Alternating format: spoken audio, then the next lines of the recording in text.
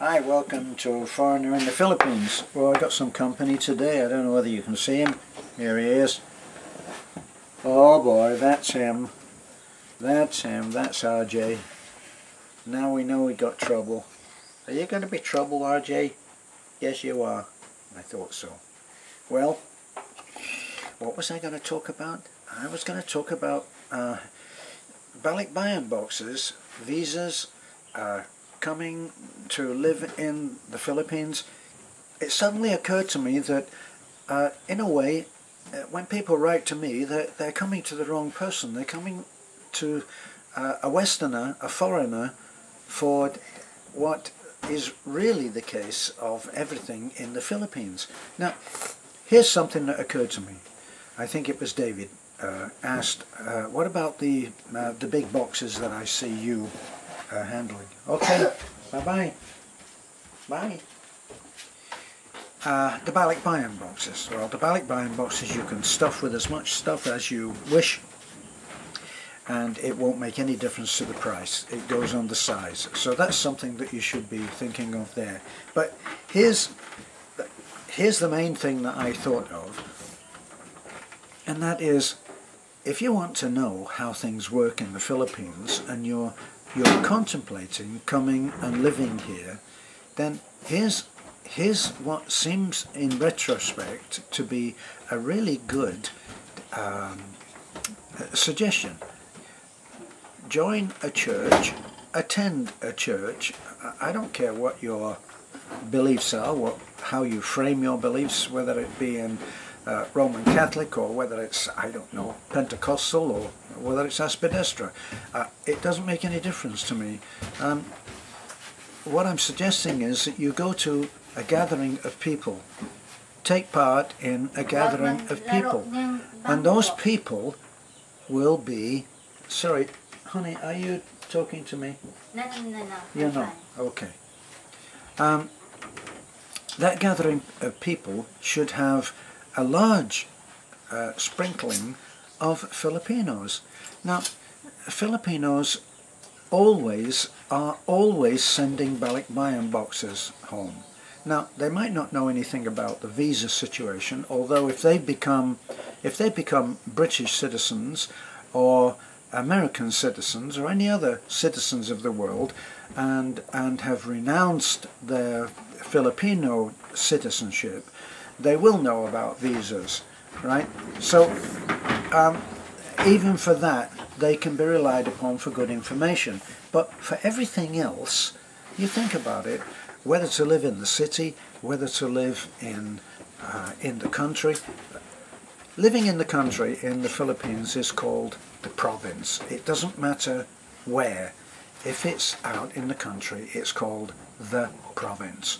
So when people say, I'm going home to the province, it doesn't necessarily mean that they're going to Bohol, and it doesn't necessarily mean that they're going to Palawan. It means that they're going to their version of the province. Now, here's a really interesting thing that I find, is that Filipinos generally think that their childhood was the happiest time of their life. Now, these are people who have gone on to have considerable material wealth. They've gone on to live in very nice places, very nice houses in the US or in the UK. And yet they look back on their childhood in the Philippines as being so happy. Now, usually it's not because they were given everything that they want. They didn't come up with rich parents. They came up usually with very, very poor parents who struggled really hard to put basic food on the table. That, if you hear anybody, I'm assuming that it's the same with everybody in the Philippines on the subject of food, that they call the meat part of the meal is called dish. It's called dish. And so if people are very, very poor, they'll say, we had no dish. and it means that they didn't have any meat, they didn't have any fish, they didn't have anything else to go with the rice, and people can be that poor. So what I think is that if you go and you're wondering, and lots of people write to me and say, I'm going to come and live in the Philippines. I don't know on what basis they may have decided to do that. Sometimes it's just because they're just so sick of living in the USA for whatever reason that they feel that way. Like one man just wrote to me and said, it's just too much now. So things are not quite the paradise that, say, an average Filipino thinks when he thinks of America. They're not quite the paradise, and neither is the Philippines, because nothing is ever perfect wherever you go. So you need to look at what the percentages are for how good things are. Are they 70% good, 30% things you wish were not the case? Are they 50-50? I would think that 50-50 is not good enough to make a move. But if you can say, when you have reached your new life, that you are, say, 70 or 80% happy with it, maybe that's the break-even point there. Now, on to the subject of where to live. And so many people that write to me have not really done any in-depth research on what life is like either in the city in the Philippines or in the province. So they haven't done that. Now, usually people that are breaking away from living in America with phrases like, it's just too much now. One man said that he just feels choked, he feels strangled. Now, if you're on the cusp of changes like that, then it may well be that you need a complete change of life. So if you've been a city boy, then you're not going to be a city boy. If you've been a farmer, you're not going to be a farmer. Those are the possibilities. So when you come out and you live out here, you need to know what you are coming to. You don't want the whole thing to be totally a fresh experience.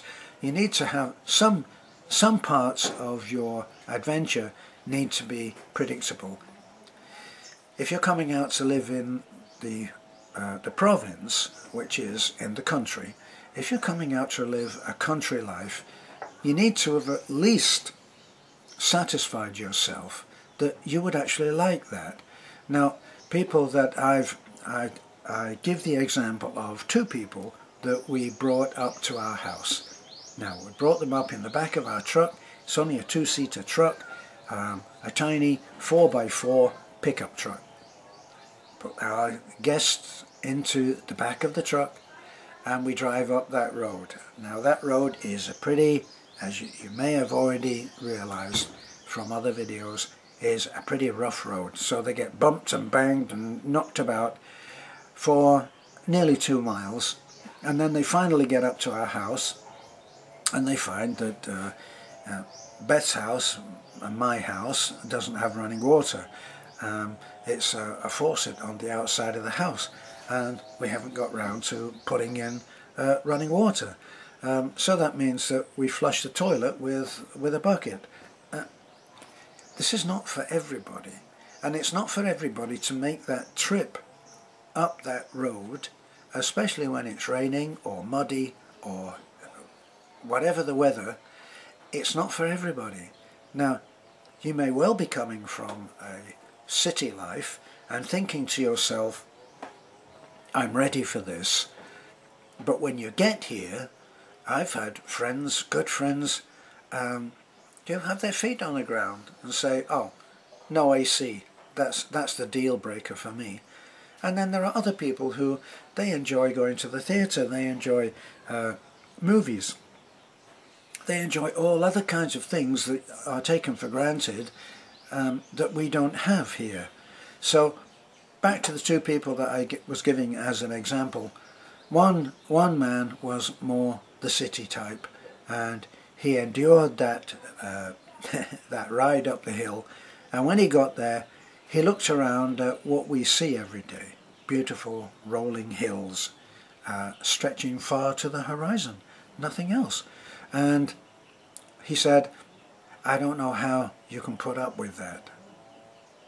Now the second man had been used to living on acres of his own land in Australia, and he endured the ride up, and when he got here he looked around 360 degrees in every direction. And when I said to him, it's not, or we mentioned the other mutual friend, and I said he didn't think it was worth it. He thought that the ride up on the back of the truck was a little bit too much. And this friend said, yes, but look what you've got when you get here. He looked at what we had, the beauty that we enjoy every day, the isolation. I look at it as just the freedom to be anything that you want to be. I don't look at it as I'm isolated. I'm not isolated any more than being alone is the same as being lonely. The melancholy, if you are melancholy about something, it's not the same as being sad or depressed. So, all in the words maybe, but they do mean something. And so, my thing about visas and coming and staying and Balikbayan boxes is that you can find an awful lot of stuff out by talking to Filipinos. Now that's getting your information firsthand, and when you listen to a Filipino who now is well situated in, say, America, drives a beautiful car, lives in a nice house, has all of the usual things, credit cards and all of the usual trappings of living in a first world, well, let's call it a first world country. Now, you talk to him and see what he has, and then ask him about his childhood as a barefoot kid walking a 2-mile road, a 2-mile dirt road to school, and you'll find out a lot of things that you hadn't really thought about up to that point. As far as the visa, I'll just do that quickly. If you come to the Philippines, my experience was the first entry is a 30-day visa. You are given a 30-day visa free of charge. When you go to renew that visa, you can renew it for 1 month. That's your renewal time. And then the next time that you go, you'll be able to renew it for the maximum of 2 months. So after that, if you marry a Filipino, this is my take on it. This is what I believe to be true, but only immigration would tell you. If you marry a Filipina, you'll be able to go for permanent residency, and that is something that every year you go along. You go along once a year. You show your card, pay a few hundred pesos, maybe 300 or 400 pesos, and you pay that, and that's it until the following year. So that costs somewhere, it seems to vary, somewhere between 15 to 20,000 pesos. Not a huge amount, and quickly pays for itself. There's another thing that you can do, and you can have a Balikbayan visa.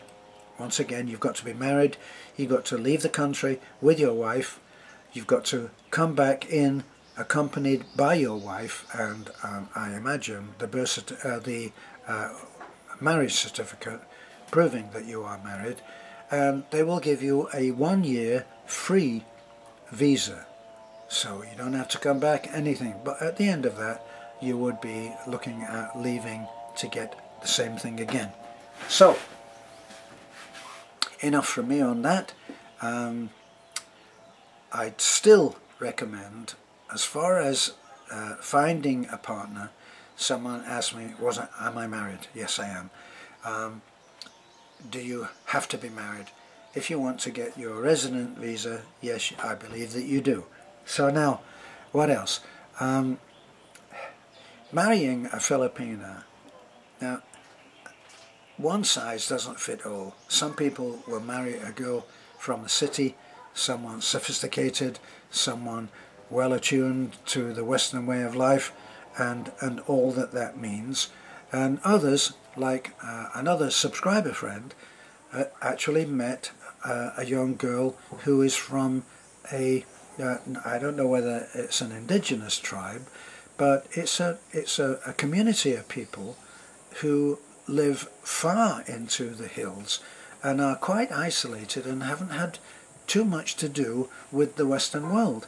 And he's in love with this girl now who's only 20. She's going to complete her education and go on, and they expect to have a happy life together. So one size doesn't fit all. But my own take on it is this: I wouldn't form a relationship with someone who didn't demand to be married. In the Philippines, I'm talking about in the Philippines, I know that if you go into the city where there's a certain amount of anonymity because people don't know each other, unlike the province where everybody knows everybody, and a decent girl with good morals and an ethical way of behaving, to your advantage by the way, loyal, honest and true, wouldn't dream of living with you. So that's mine. That's the kind, I think that's the kind of girl that you should be looking for if you want to have a happy, loyal, honest and true relationship. So that's it. Thanks for looking in. I hope it shed some light on some of those subjects. This is a foreigner in the Philippines. Thank you for looking. Bye for now.